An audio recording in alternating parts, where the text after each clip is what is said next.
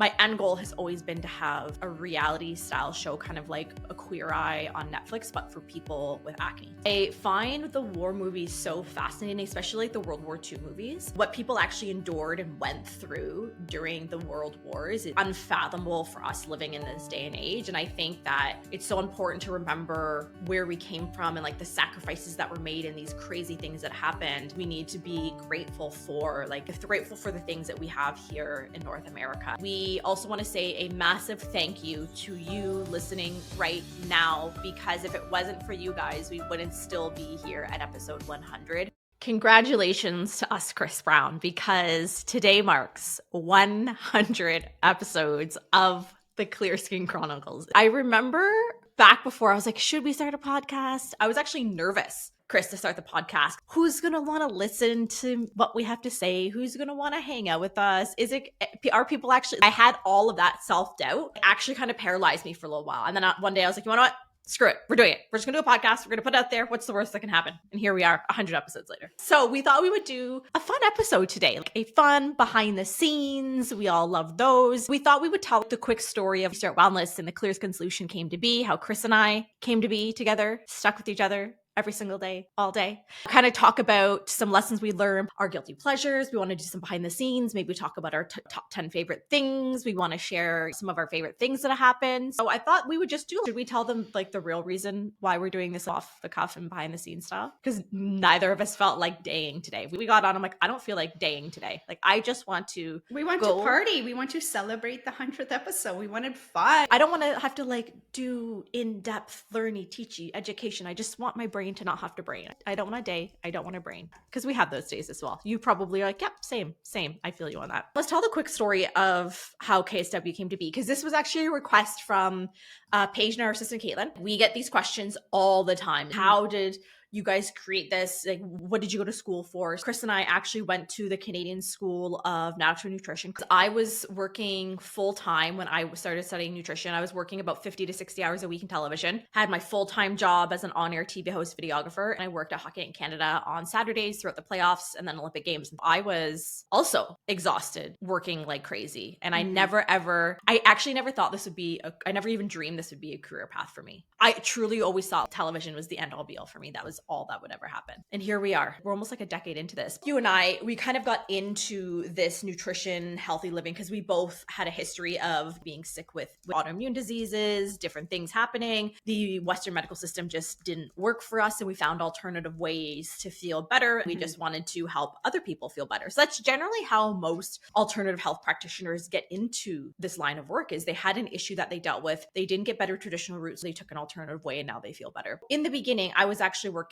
for Julie Daniluk. I was always that person from the time I could physically, legally be allowed to work. I was always somebody that worked 2 to 3 jobs at a time. Through university, I was working 3 to 4 jobs. Always. I was always working. Were you like that? Always. I had 3 jobs and in post-secondary. What were you doing? What were your jobs at school? I worked at a donut store. I worked at a ski hill. I didn't know this about you. I worked at a pizzeria. Basically food. But then there was like a park and like a petting zoo and paddle boats. So I would do that in the summer, ski hill in the winter, always food establishments, always serving. It was good money. Yes. It was easy peas. I had a memory like you wouldn't believe back there. Now don't even ask. I can tell you what my number was when I was 12. I can't tell you what I had for breakfast today. So. I know. Don't ask me that. I was the same. I always had a serving job. I served for a decade. So when I was in university, I would actually work at a local coffee shop back home. I lived about 45 minutes from my school. I would go home sometimes to go work at the coffee shop. I worked for Hockey Night in Canada because I started working there when I was 17. My very first month of university for journalism, I got a job working there. So I worked that Saturdays through the playoffs, and I did bigger things like the Olympics and stuff in the summer, FIFA, all of those things. And I worked in the school's athletic department because I was the captain of the cheerleading team. I just lived in the athletics facility. In the summers, I also worked for the Hamilton Tiger Cats on their promotional market, basically wearing tiny little outfits to sell beer fists. Looking back on that, I'm like, as a mom, that's not very 2025 of us anymore. Not very 2025 5 of us. I was always working. You and I ended up both going to school for nutrition around the same time. Same school though, didn't know each other. I got a job as a videographer working for the lovely Julie Daniluk, who's a well-named nutritionist here in Canada. I worked for her for 6 or 7 years. My original goal actually was to take my television experience and my nutrition training, combine them together to be an expert on a television show. I'm going to share with you guys what my end goal is. Are you ready? I've never shared this out loud to other people. You and Paige know. My end goal has always been to have a reality style show, kind of like a Queer Eye on Netflix, people with acne, like an acne like transformation. That's my end goal. Always wanted, that's what the nutrition, the television, because I still love television. That's my end goal. Everybody, I'm being a little vulnerable today. And by the way, it was pitched like this. Here's my end goal. And by the way, Cris, expect that you have to be a part of this, you introverted little being. And we're on to the next topic. Okay, great. You're on the podcast with me. It's not that far of a step. And then we're going to create a reality show. It's going to be fine. You're going to love it. It's going to be great. I decided that I wanted to specialize in acne. And this was probably in 2019. I was building the online version. I've been seeing clients like face-to-face for acne. I wanted to build an online. And this was in 2019, 2018, before an online company was a thing. And I officially launched in 2019 and it started to grow a little bit. COVID hit and I thought, oh my God, this is over. This is going to flop. Who knew that having online business during COVID would be so good? You came on pretty quickly. It started with just me in the beginning. I quickly hired Paige. Paige actually was an educational assistant at an inner city school working with high needs children. I hired her to help me with our Facebook group 5 hours a week. Paige and I were like, okay, I think we need help with coaching. We put an application out and we crossed our fingers. That's how you came along. Yeah, I did. I wasn't looking specifically for anything. I was just looking to absorb 5-10 hours. That's what it was for. I had another colleague that's a nutritionist that again went to the same school as you and I. And she's like, hey, I'm going to apply to this. You should apply. And I'm like, I have to think about it 500 times. I was like, okay, I'm going to have to do it anyways. Let me do it. This was really early 2020. It just quickly, I don't even know what happened. Like it's honestly gone by in such a blur over the last, I've been doing this since 2019. So this is 6 years online. You've been hanging out with me for 6. It's been really interesting because me, you, and Paige have really grown this company from this small little nutrition program. And I really didn't realize how big this would get so quickly. I think we could each talk about a couple of the lessons we learned, but people always ask like, how did you get here? How did you grow it this big? So for me, I always went and reinvested back in myself, even when I didn't have the money to do it. When my husband and I, because when I first started this business, my husband and I were struggling to pay our mortgage. Our groceries were really slim. We would actually go to dinner at our parents' house just so we could get free meals. My mom would send us home with like grocery bags from her pantry because we were really, really cutting it close financially. And it was a really big stress in our marriage. I had gone all in on this business. I had like no plan B. I'm like, this is it. And I went to town on it. My husband and parents and my in-laws even were very, very supportive the whole way to do it. For me, reinvesting back in the business has always been so huge. So I reinvested in, because I have a journalism degree. I have a media studies degree. I did not go to school for business. I had no business training. So I reinvested to learn marketing, business, how to scale a business, how to hire people. I have spent probably close to $200,000 on reinvesting back in my knowledge to be able to grow the business and have that business training, marketing training, whatever that needs to be in order to get that next level that we wanted to be at. And our whole team is amazing. Like, the entirety of the KSW team, the fact that we now have a staff of 20 women, we have a social media agency we work with, we have a YouTube agency we work with. Like, I'm so grateful to have been able, I would say that's actually the thing I'm most proud of. The thing I'm most proud of is that I've been able to grow this to team and hire other women and allow them to be able to provide for themselves. I come from a domestic violence home. I saw how extremely difficult it was for my mom to leave when she relied so hard on my dad. My mom from a very young age was, you will be a successful woman. You won't rely on any man. You will rely on yourself. For me, the thing I'm most proud of is the fact that I'm able to not only pay my own way, but to be able to hire other women and pay them to do something they're passionate about that gives them the flexibility to take care of their family, to do things they love, but to also make sure they don't have to rely on anybody else. As long as you relate to that, why can't you do that?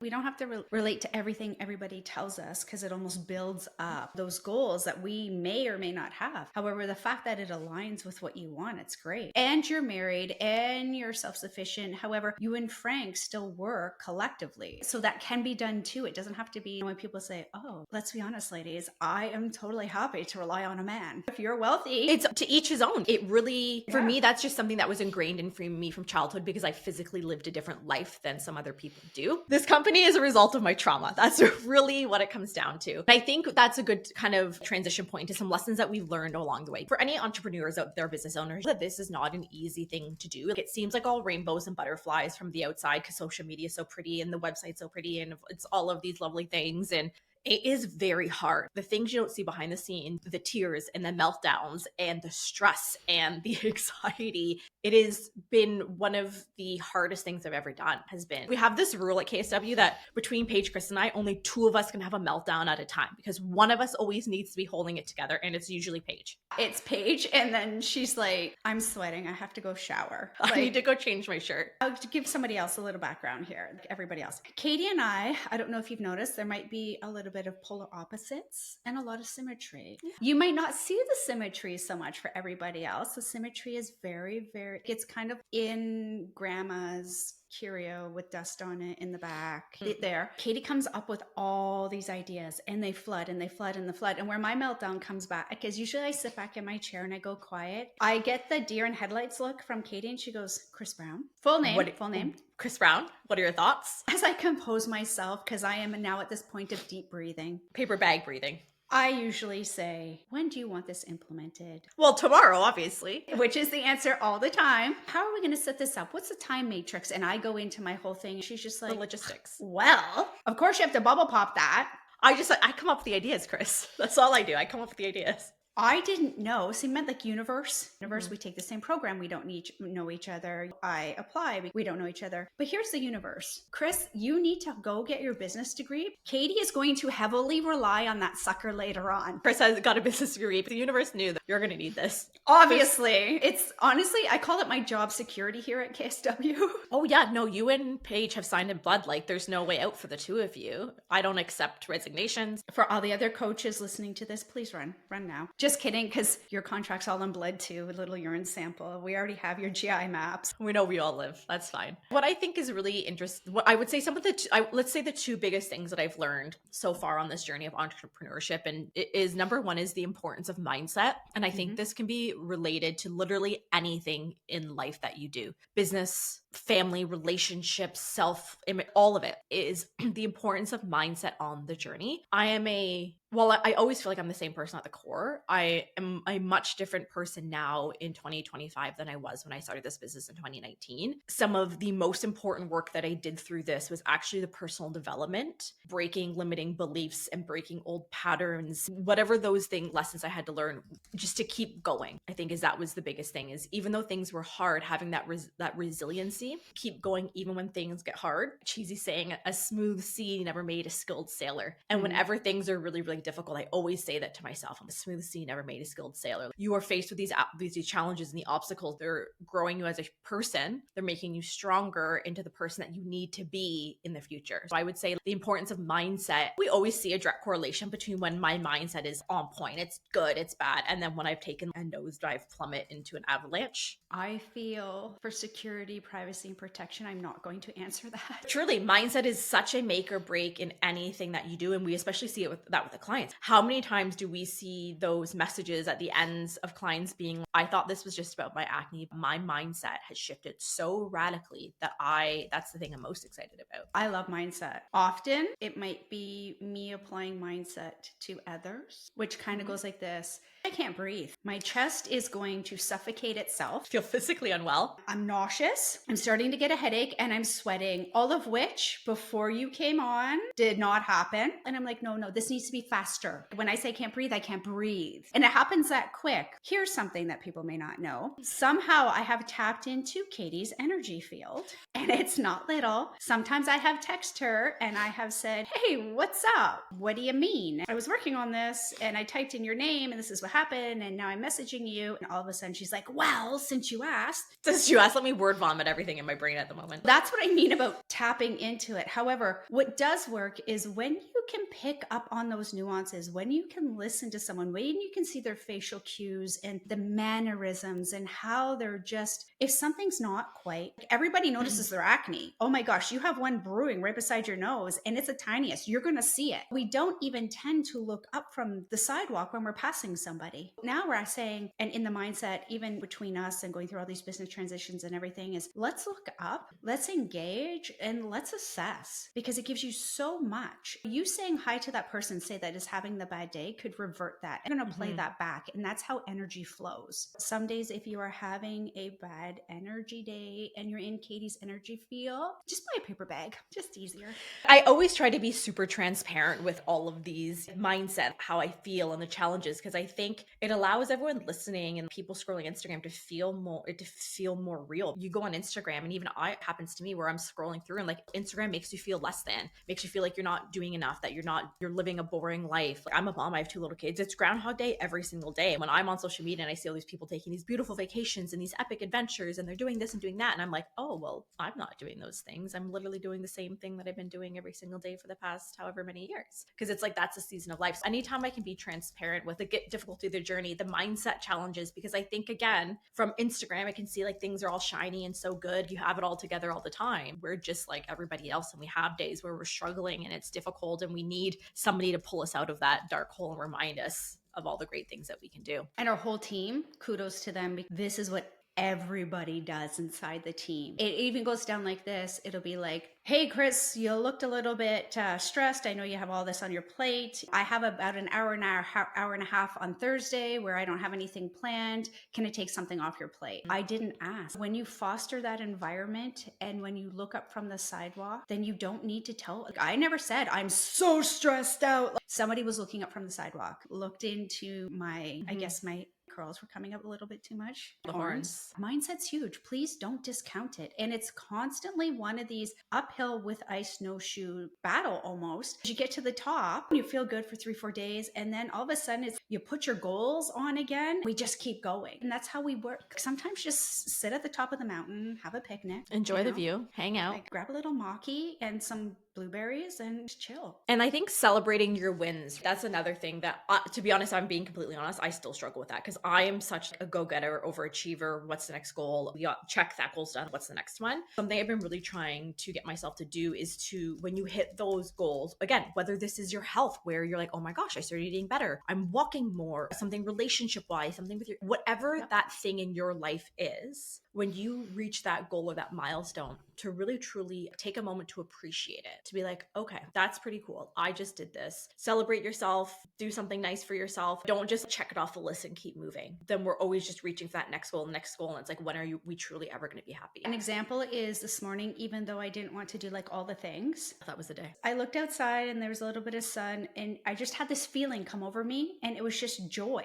And I was like, oh, hello. I remember you faintly. And I was just like, oh my gosh, I'm just going to let myself live in this for a minute. And I took 5 minutes and I just sat there and let myself live in that. It's like finding those little moments that you can be grateful for. Last lesson that we'll share before we move into some more fun things. I hold true to this so hard that I literally have it tattooed on my wrist, is life happens for you, not to you. And when I first heard this line, I thought this was so triggering. I'm WTF. What do you mean? How does growing up in a domestic violence home, struggling with all of that, having pregnancy losses and all of these traumatic, awful, crappy things that happened in my life, why would those happen for me? You get to the other side of it and you can reflect back. I can see how those experiences have really shaped me into the person that I am today. A smooth sea never made a skilled sailor. And I truly believe that us all, I have a more spiritual outlook. It's come here as souls to learn these specific lessons in order to grow as a soul. And how are we ever going to grow and evolve if we don't have obstacles and challenges in our place? There always has to be that contrast. How can you ever truly appreciate the good and the joy and the happiness that's all we ever experience? There has to be some level of contrast to it. Always. It's balance. And I'm a Libra. So if I don't love balance, it's just not going to happen. And I'm a Scorpio. So enough said there. Some things that we've learned about each other over the years. Okay. I have a list. You have a list? Well, you said I have a list. That's easy. Okay. Spit it out. Wait, I don't want to go first. Then I think you will retaliate because you are a Scorpio. We just said we'll do something we've learned. We have no idea what the other other person has put. I want to share a fun one about Cris Brown. Actually, I have so many fun ones about Cris Brown. One I actually learned recently is that she is a fan of wrestling. Yeah, I was so surprised. I grew up with the WWF before it had to go to the WWE. I was in the Hulk Hogan, Andre the Giant, Randy Savage, Elizabeth, Ric Flair. We're not even talking about the Cenas. We haven't even gotten there. I know. When Steve and I were started dating and he liked wrestling because he's the boy and apparently boys like wrestling, we were going back to back on a wrestler's name. I would just like to say that I won. There you go. Fun fact about Cris Brown. Not that it was a challenge or a competition. I made it one. Another one is that Cris Brown also was a race car driver in her last life. I think that would be her next calling in life, would be to be a race car driver, because you are somebody that loves cars. My ideal car changes. They're mostly realistic. What's your dream car? What is it? Let's think big. Dream big here. Dream big?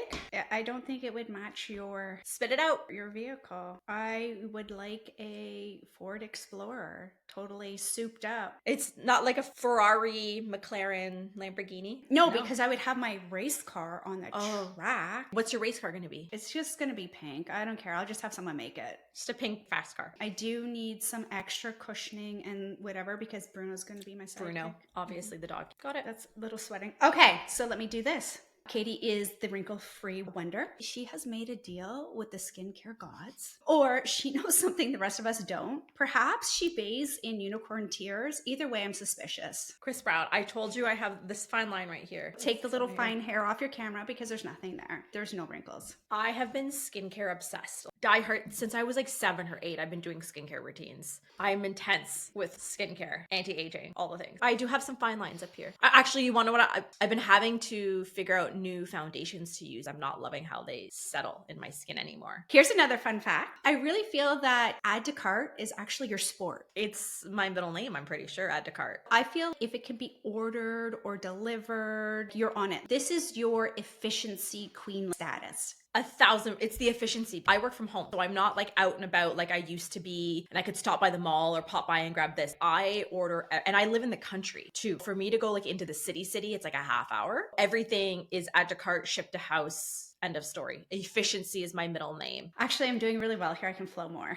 I would say that gifting is your life mission. It's my outward love language. If you can find a reason to spoil somebody, they don't even need to ask. I even do that. We've joked about it before. We're hanging out at dinner. All of a sudden, Katie's supplements come on and she's doling them out. She's like, no, it's okay. Just take mine. Here, I'm over here forgetting to text people back and she's just doling it out. She's like, oh my gosh, we're playing cards. Jokers are wild. Here you go. You can take mine. I think I'm on point here. I have more. You have more? A couple more, and then we'll get to our favorite things. No, I would like to do them all. 2 words that come up first is like fashion diva. Hang tight. I put this in contrast. Fair. So it's not like me just picking on you. I feel that you step out like it's Paris Fashion Week, and I step out like I'm making a quick Target run. You're like the main character. I'm like the cozy sidekick. I feel like we're a whole dynamic together. I think this is why we work so well, because we're such a dynamic duo where we're so different. We mesh so well together, and our personalities really do mesh well together. I've grown up in that world of television where everything's perfection and hair and makeup and beauty and all of those things. And even before that, from as a little girl, I remember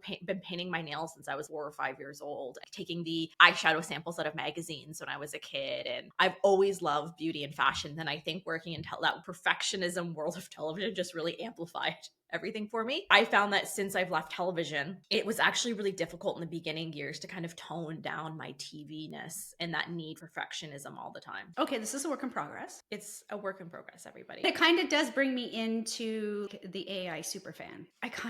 I sometimes feel like Katie is forming her own robot regime. Most people are starting to fear AI taking over. I also fear. They say robots are going to be like $20,000 to $25,000. I mean, no workers' comp. I watch you legit delegate tasks to machines, some kind of tech overload, output stuff for you, and it is phenomenal. You are like dominating AI. Who does that? Who does that? You do.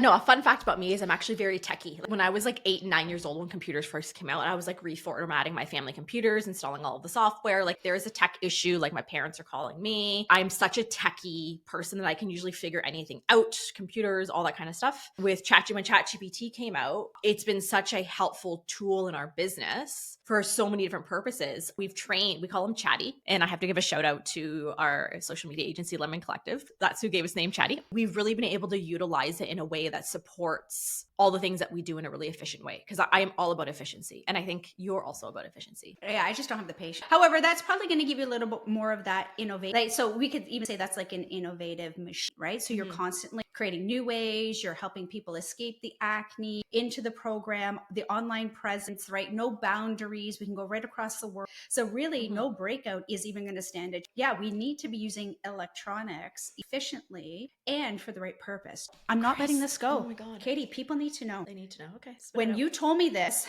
listen, this was the easiest part of my task today was to come up with the Katie nuances. I've only gotten 3 of Cris. Okay, keep going. So let's just talk a little bit about grammar and punctuation. I just want to let everybody that if you slip up on, say, your apostrophe you are, or you miss a comma, she caught. She is going to respond. It's probably going to have a red pen emoji. It's going to have the hand on the forehead. It's going to have the eye roll. It's going to have basically your banned for the next hour. I have to breathe through this. How many times I'm correcting Paige in a day for spelling and grammar? This is kind of funny. I collect them. I put them on the side. We save them because Paige's spelling, literally at Paige's bachelorette party a few years ago, we played a game where it spelled these words the way you think Paige would spell them. That's how bad she is at spelling. I went to school for journalism, grammar and spelling and punctuation. Working in television, you can't have things spelled wrong on television. I appreciate that. It is nice. Your vocabulary is very extended. It's very good. When I do my talk to tech, I have PTS tech and I go back and I quickly try and edit it before Katie can see it. And most times I don't. She's like on it. She catches it. I'm talking to my phone and it's correcting. She's like, no, you need to proofread. I have some more things to share about Cris Brown real quick. Okay, ready? She loves shoes. She's a really big shoe person. She's like, I just went to the store and I got these new Jordans, or I got these new this, I got these new that. And I'm like, whoa, now. She loves shoes. Sneakerhead, is that the right term? Sneakerhead? I'm down. And Cris is a minimalist. You go to Chris's house, she has nothing on the kitchen counters. No small appliances. Toaster? Where is it? Don't know. No small appliances. A drawer where it should be. Where's your toaster? And she like pulls out a drawer. She's like, right here. She lives in a model home at all time. It looks like she's getting ready to stage her home to sell it.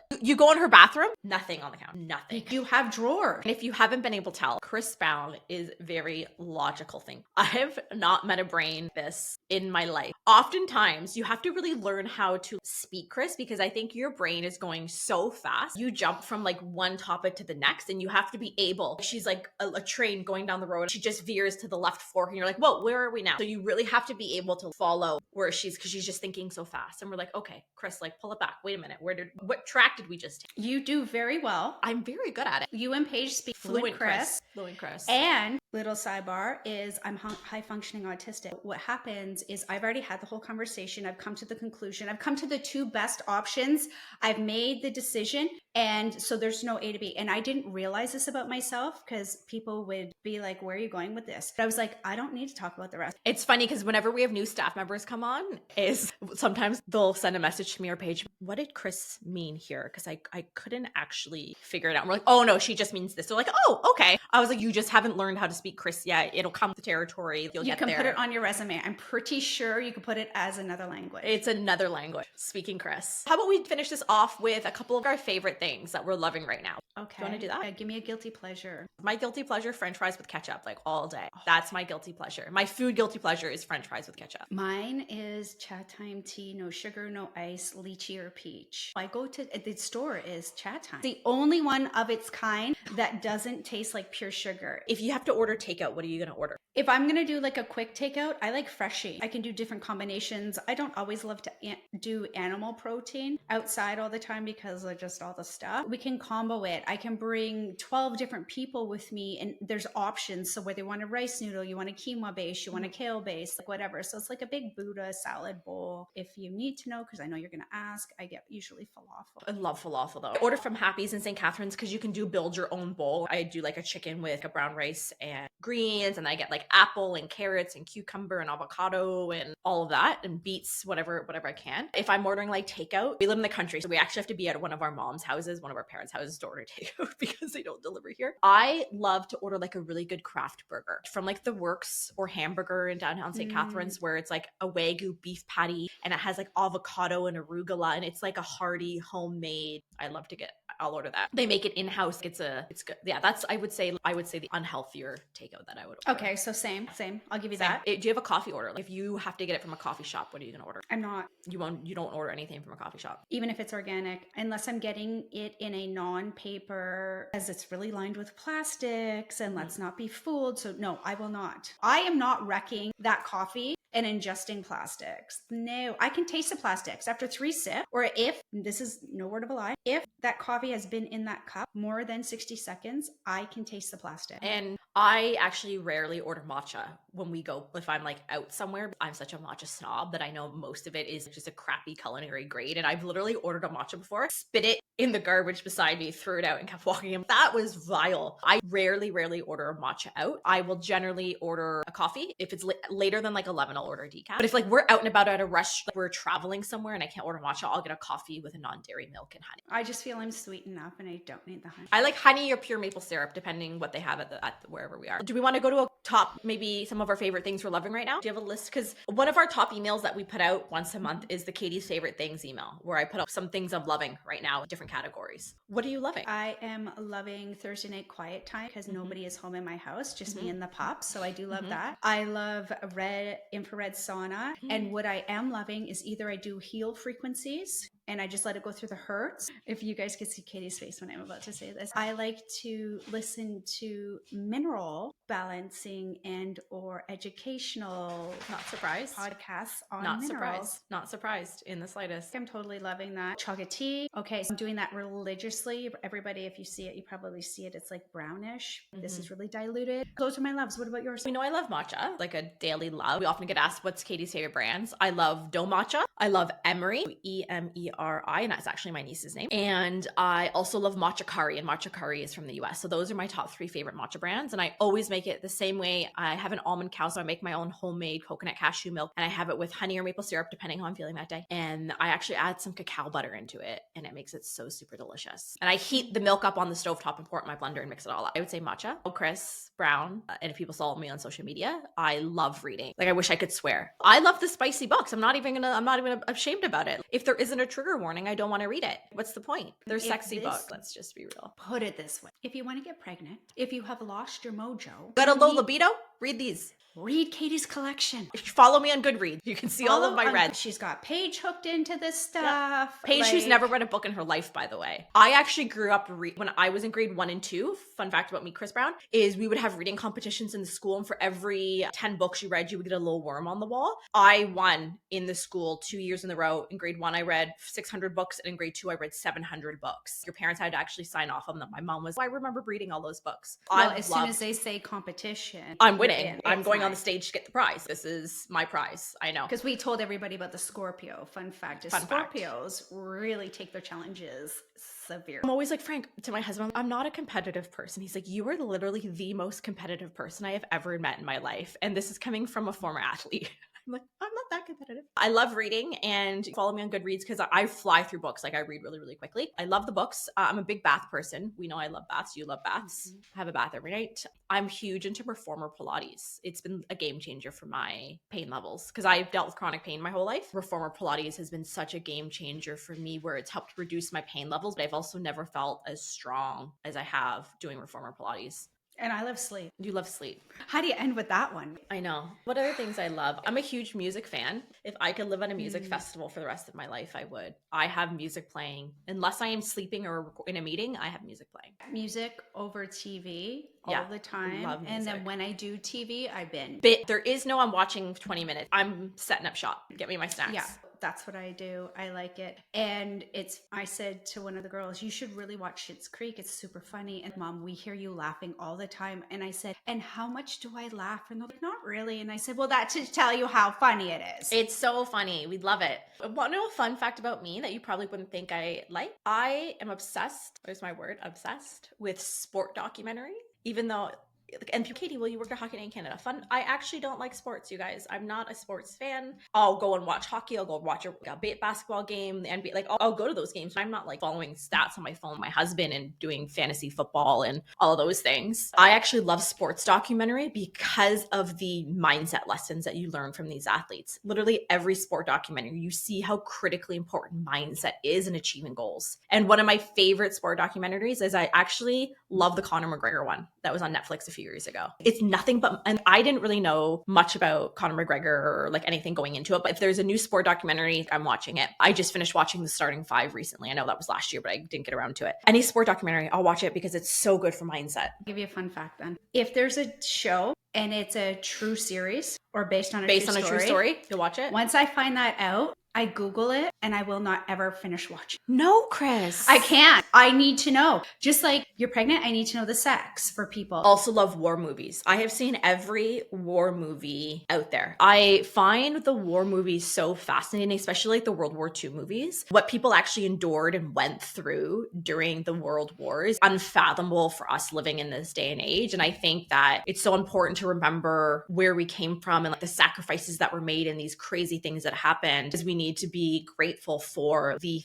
grateful for the things that we have here in North America. This is why you're tired. This is why you use all your energy. You need to watch something else. I guess you get the lesson. I watched the Kardashians in Jersey Shore. Like I'm an OG Jersey Shore fan. I never watched their first show, Keeping Up. I started watching this show, and again, I'm watching this from a business perspective. I'm like, no matter what you think about these women, they have created massive empires, corporations, boss babed it all the ways. I'm watching it from a business perspective. Do we want to finish off with some skincare that we're using and then we'll be wrapping it up? Cris Brown? Okay. Any brands that you're using right now? I use the Skin Biome. Yeah, you love the Skin Biome. And we had the founder on the podcast last season. He talked about all the skincare. I also like castor oil. I also like arnica oil. She's an easy peasy, lemon squeezy skincare girl. Let me just love myself just a little bit of nurture. And that's it. I use a bunch of different brands. This is why I'm like, you just wanted to end this, but we're going into skincare. I had to chuckle. I'm just going to do it really quick. This is like 10 seconds. Ordering it. Everybody,